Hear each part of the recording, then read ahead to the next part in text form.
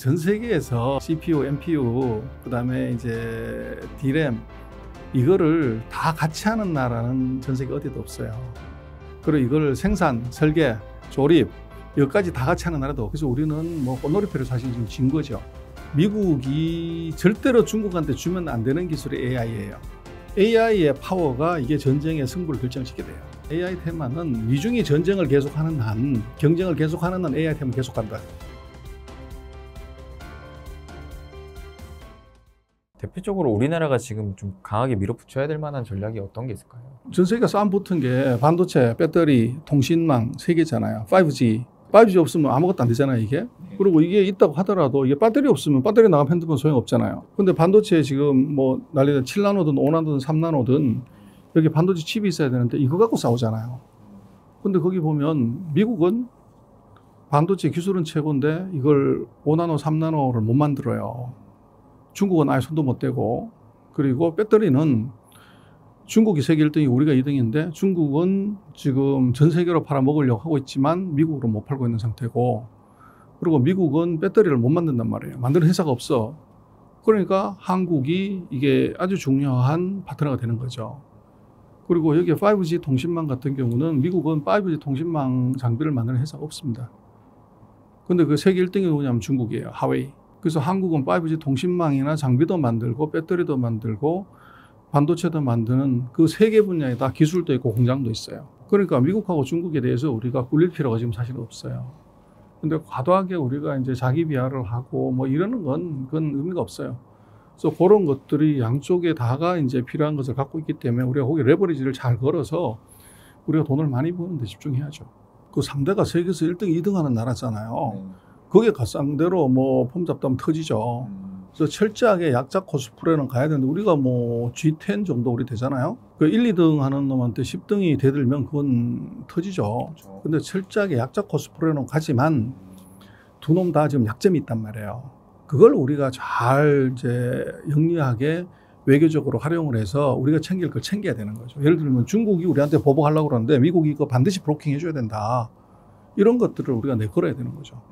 확실히 지금 딱 설명해 주셨던 기술과 공장, 이게 결국 미중도 마찬가지지만 다른 국가들도 이런 굴기를 자체적으로 확보하려고 수많은 돈을 쓰고 있는 입장이잖아요. 그럼요. 지금 반도체를 완전히 날려먹은 일본이 다시 반도체 굴기 들어갔고, 네.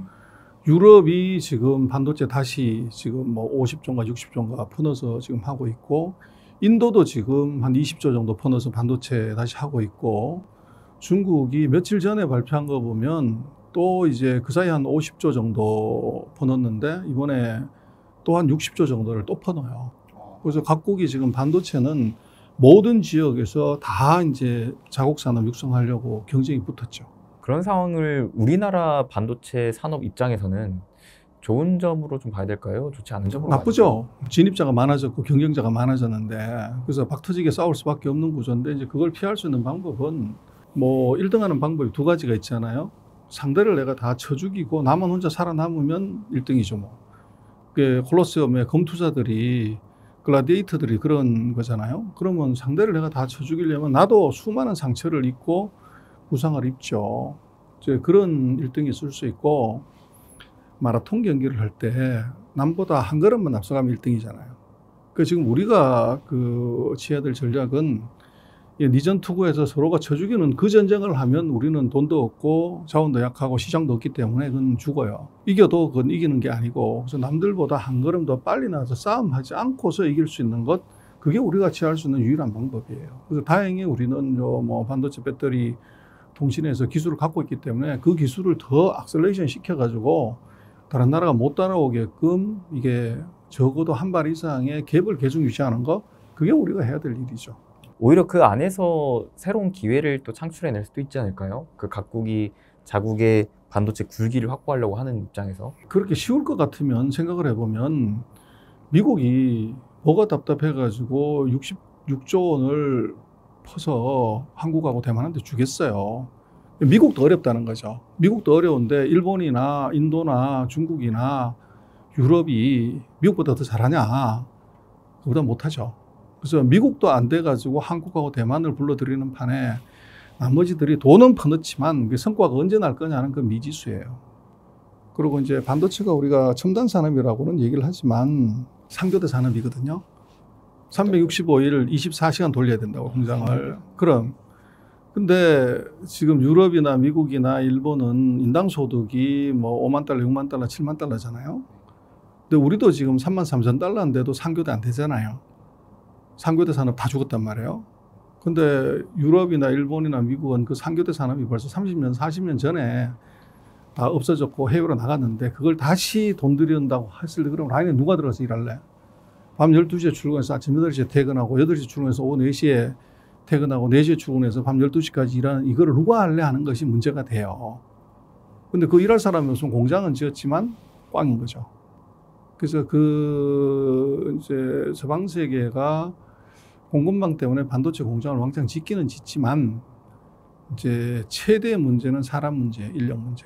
그래서 지금 TSMC도 뭐 미국에서 반도체 공장을 짓는데 지금 아주 머리가 아파 죽는 것이 자기네 대만에서는 엔지니어들이 날밤 새면서 일하고 공장 짓고 하는데 미국의 노동자는 택도 없다는 거죠. 그래서 밤 12시 새벽 1시에 이제 공장에서 문제가 생겨가지고 네가 와서 빨리 고쳐라 그러면 지금 근무 시간 아니니까 내일 아침 8시에 보자 그런다는 거죠. 그러니 이제 진도가 안 나가는 문제가 생긴다는 거예요. 그래서 돈은 들일 수 있지만 그 기술을 확보하는 것은 그 안에 또 다른 복잡 문제가 있습니다. 그러면은 또 얘기가 나온 김에 반도체 산업에 대해서 조금만 더 여쭐게요. 최근에 TSMC가 장비 납품을 연기하면서 반도체 수요에 대한 우려감이 좀 생겨나고 있더라고요.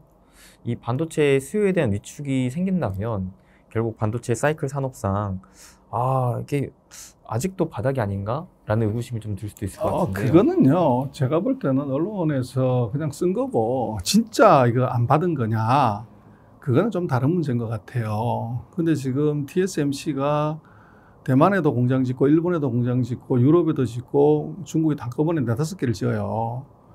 근데 지금 놓고 보면 만약에 미국이 중국을 완전히 진짜 브로킹 한다고 그러면 이 반도체 장비도 30%가 공급 과잉이 나와요. 그러면 지금 빨리 장비를 사가지고서 공장을 빨리 짓는 게 답이냐 아니면은 건물을 먼저 짓고 장비는 천천히 공급 과잉이 났을 땐 가격이 훅 떨어질 거 아니에요. 이제 그런 의미냐 아니면 정말 수요가 너무 나빠가지고 지금 장비를 발주 안 하는 거냐 하면은 그게 전자예요. 반도체는 공장 짓는데 2년 반 걸려요. 지금 장비를 안 산다고 그래가지고 지금 생산에 영향을 받는 게 전혀 아니에요. 그래서 지금 장비를 안 사는 것은 2년 반 뒤에 생산에 영향을 미치는 것이고 지금 얘들이 반도체 장비 만약에 그 납품 연기를 했다고 하는 것은 제가 볼 때는 꼼수죠. 반도체 장비 가격이 더 떨어졌을 때 그때 살려고 하는 이제 전략적인 목적이 있죠. 그리고 그 이유는 작년에 보면 전 세계에서 반도체 장비를 제일 많이 산 데가 중국이에요. 중국이 왕창 샀고 금년 상반기까지도 대량으로 사들였는데 금년 9월 1일부터 이제 7월 1일, 9월 1일부터는 일본하고 네덜란드, 미국이 장비를 안 판다고요. 그러면 이제 장비가 다 남을 거 아니에요. 그럼 그거 어떡할래? 그때는 지금은 반도체 장비를 파는 사람이 갑이지만 중국이라는 30% 시장이 죽어버린 상황에서는 장비가 갑이 아니고 공장 짓는 회사가 갑이 되는 거죠. 그래서 제가 볼 때는 지금 TSMC의 이 문제는 그렇게 보는 게 맞을 것 같아요. 선생님, 근데 올해 반도체 산업에서 가장 큰 키워드로 화두되고 있는 게 여전히 AI거든요. 이 AI 노래로 뭐 엔비디아뿐만 아니라 우리나라 반도체 산업에도 굉장히 훈풍이 불고 있는데 앞으로 이 AI 시장이 점점 커져간다면 우리나라 반도체 산업의 전망도 매우 좀 밝게 우리가 좀 기대해 볼 수가 있는 건가요? 근데 이제 엔비디아를 누가 만들었냐, 젠슨 황이 만들었다 이렇게 생각하는데 제가 볼 땐 그게 아니고 이 트럼프가 만든 거예요. 그래서 미국과 중국이 전쟁을 하는 바람에 엔비디아가 뜬 거죠. 그래서 그게 무슨 말이냐면 미국이 절대로 중국한테 주면 안 되는 기술이 AI예요. 그래서 이게 AI가 되면 무슨 문제가 생기냐면 지금 인민해방군이 중국이 230만 명이 있고 이제 미군이 130만이 있는데 이게 다 필요 없어진다는 거죠. 그래서 전투기를 아마 최근 어떤 신문에서 보면 그거 나왔는데 전투기를 파일럿이 모는 게 아니라 AI가 모는 거예요. 앞으로 장갑차, 탱크 이거를 사람이 모는 게 아니고 AI가 몬다고요. 그렇게 되면 AI의 파워가 이게 전쟁의 승부를 결정짓게 돼요. 그래서 미국하고 중국이 싸우는 것은 결국은 나중에 가서 전쟁을 해야 되는데 그 전쟁에서 AI의 파워가 결국은 전쟁의 승부를 결정짓기 때문에 AI를 못하게 하려면 AI를 하려면 밑에 반도체가 있어야 되잖아요. 그렇죠. 그래서 미국이 반도체를 끊어버리는 거거든요. 근데 그 과정에서 무슨 반도체가 필요하냐면 CPU가 필요하고 NPU가 필요한 게 아니라 GPU가 필요해요. 엔비디아가 하고 있는. 그래서 엔비디아가 뜬 거죠. 근데 지금 그 생성형 AI를 하는 것은 아직 이제 early 스테이지고 지금 한국에서 HBM 가지고서 이제 뭐 하이닉스가 떼돈 번다고 그러는데 지금 HBM D램의 메모리는 전체 메모리 시장이 1%도 안 돼요. 아주 작은 건데 주식시장에 테마가 없다 보니까 이제 거기 하이닉스가 그거 팔아가지고 뭐 이게 흑자전을 할 수 있냐 그거 전혀 아니에요. 근데 이제 앞으로 어떻게 될 거냐 하는 것은 제가 볼 때는 AI 테마는 미중이 전쟁을 계속하는 한 경쟁을 계속하는 한 AI 테마는 계속 간다. 어쩔 수 없이 이거는. 그래서 지금 AI는 엔비디아가 뭐 지금 10배 주가가 올라갔다고 하지만 엔비디아 말고 또 새로운 강자가 등장할 수 있어요. 지금까지는 아무도 안 했기 때문에 이제 그런 일이 벌어졌지만 지금 대항마가 뭐 계속 나오잖아요. 그래서 이제 그 엔비디아가 뭐 칩 하나 만들어가지고 45,000달러, 5천만 원씩 이렇게 받으니까 수익이 너무 높거든요. 수익이 높으면 또 반드시 경쟁자가 나오죠. 그리고 지금 뭐 이번에 테슬라도 그랬지만 이젠 자기가 칩을 만들겠다는 거잖아요. 그렇죠. 그래서 엔비디아의 경쟁자들이 앞으로 예를 들어서 5년, 10년 사이에 수없이 튀어나올 가능성이 있죠. 구글도 마찬가지일 거고, 마이크로소프트도 마찬가지고, 테슬라 마찬가지고, 뭐 중국의 아리바바, 탄센트 다. 그래서 제가 볼 때는 엔비디아는 AI 칩에 불을 지른 것, 이제 불을 질러서 이제 초기에 불이 탄 거고, 최종 승자가 엔비디아냐, 이거는 얘기하기 어려워요. 그래서 엔비디아하고 뭐 예를 들어 구글이다, 마이크로소프트다, 뭐 얘들이 돈이 없어서 투자 안 하는 건 아니거든요. 필요성이나 시장성에 문제가 있어서 안 한 건데 이제는 거기에다 이제 목숨을 걸기 시작하는 거죠.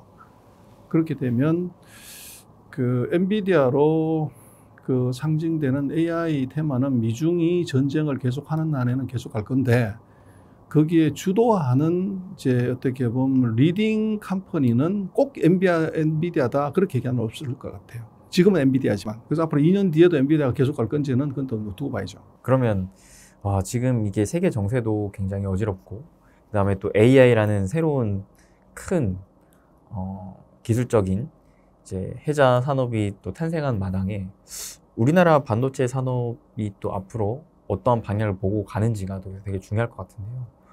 우리나라 반도체 산업이 앞으로 더 세계적인 위상을 확보해 나가기 위해서는 어떤 전략이 좀 필요할까요? 지금도 세계적인 위상 높아요. 전 세계에서 1등, 3등 하는 회사가 우리나라 회사인데 그렇죠. 뭐 그보다 위상이 더 높아질 수 있나요? 이번에 보면 이제 디램 가격이 떨어져 가지고 삼성이 2등하고 하이닉스가 6등 했는데 디램 가격 2배 올라버리면 바로 1, 2등까지 할지도 몰라요. 그래서 위상은 이미 됐고 그 대신 우리가 그 전 세계에서 GPU 예를 들면 CPU, NPU 그다음에 이제 디램 이거를 다 같이 하는 나라는 전 세계 어디도 없어요. 그리고 이걸 생산, 설계, 조립 여기까지 다 같이 하는 나라도 없고 다 이제 갈라져서 분업이 되고 있는 거죠.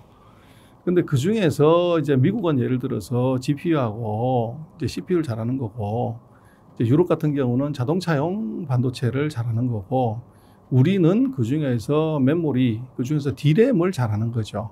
그래서 그거는 이제 각자의 강점이 있는데 그 강점을 어떻게 잘 쓰냐는 문제인데 천만다행으로 우리는 그게 NPU가 되든 GPU가 되든 CPU가 되든 D램은 반드시 필요해요.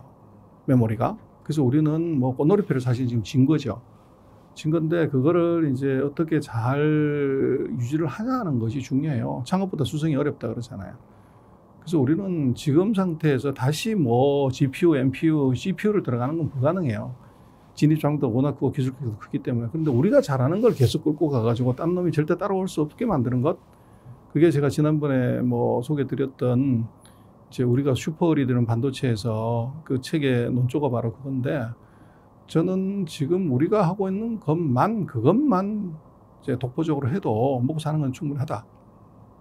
그래서 미국도 그렇고 중국도 지금 D램을 제대로 못하기 때문에 그래서 뭐 물론 중국이나 이쪽이 따라올 가능성은 있지만 이제 리소그라피 장비 같은 것이 있어야 되는데 그걸 국산하려면 제가 볼 땐 적어도 8년에서 12년 이상 걸려요. 그래서 그 기간 동안은 우리는 굉장히 해피하게 아마 장사를 할 수 있지 않나 싶어요. 네, 소장님 오늘 또 이렇게 나와주셔서 최근에 제가 또 궁금했고 또 많이 속으로 생각했던 내용들을 또 한 큐에 딱 명쾌하게 또 정리해 주셔서 너무 감사드리고요. 혹시 또 끝으로 저희 시청자분들께 한마디 해주신다면요. 뭐 자신감을 잃으면 다 잃는다 그러잖아요. 이게 주식이든 투자든 사업이든 간에 그 최근에 보면 한국에 대해서 우리가 너무 이제 좀 비관적으로 생각하는 경향이 있는 것 같아요. 그래서 뭐 비관론자는 낙하산을 만들고 낙관론자는 비행기를 만든다고 그러지 않습니까? 그래서 특히 제가 볼 때는 투자를 하는 쪽에서는 비행기를 만들어야지 이 낙하산 자꾸 만들면 그건 이제 의미가 없어집니다. 그래서 뭐 한국이 잘하고 있는 것만 보고 잘하는 쪽에 투자를 해서 수익을 내면 되는 것이지 우리가 못하는 것을 굳이 끌어내고 거기에 자꾸 집착할 필요는 없는 거 아닌가 싶습니다. 또 끝으로 이렇게 또 명쾌한 답변 감사합니다. 확실히 투자는 좀 낙관적으로 긍정적으로 바라보면서 잘 되는 쪽을 집중하는 게 맞는 거니까요. 네, 또 그러한 말씀해 주셨으니까 우리 여러분들도 앞으로 또 투자를 함에 있어서 물론 뭐 세계 정세가 어렵고 하지만 그 안에서도 잘 될 수 있는 거, 우리나라 또 잘 할 수 있는 거 이런 거에 또 집중하시면 또 좋은 결과 있지 않을까라고 생각을 하면서요. 네, 그러면 전명수 소장님과 함께 인사드리겠습니다. 여러분 행복 되세요.